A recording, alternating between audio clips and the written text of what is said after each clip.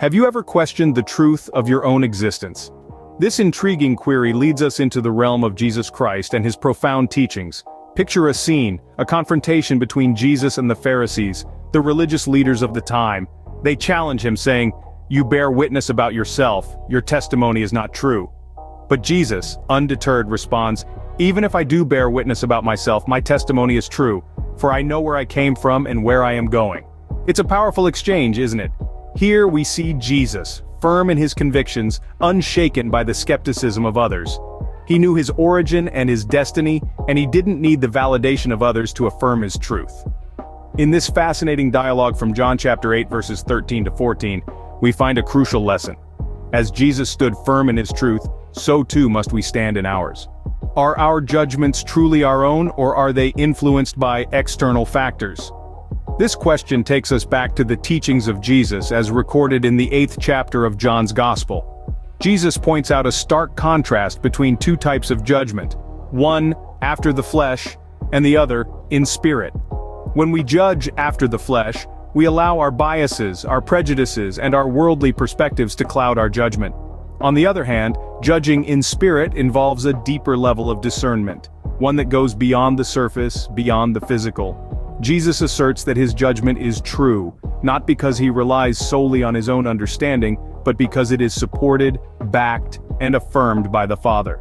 His judgment is not solitary but a collective wisdom, a divine partnership. So in our quest for truth, we must look beyond the surface, beyond the flesh. Opening. What does it mean to bear witness to the truth? In the heart of John's Gospel, nestled within the 8th chapter, we encounter a profound conversation.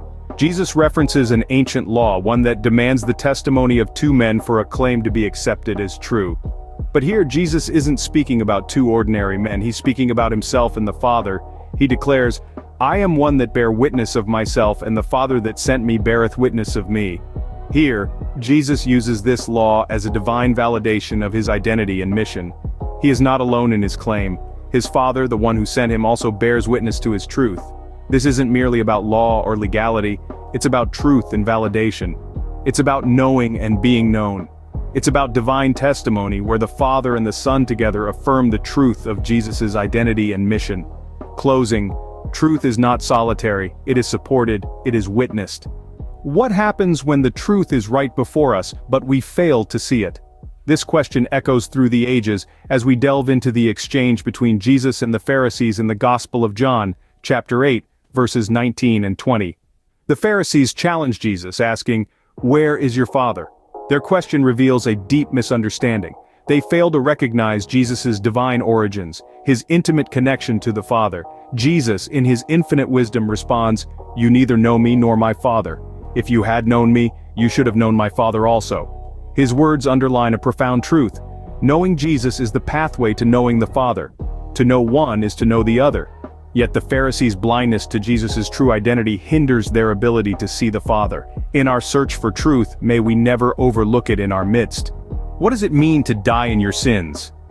Jesus, in John 8:21, issues a stark warning, a phrase that carries an ominous undertone. This isn't about physical death, it's about spiritual death, a state of separation from God. Jesus speaks of a journey, a destination. His path is towards unity with the Father, a divine communion. But the Pharisees, their path is different, marked by their own choices and judgments. Jesus' words are a reminder that our actions, our choices, influence our spiritual trajectory.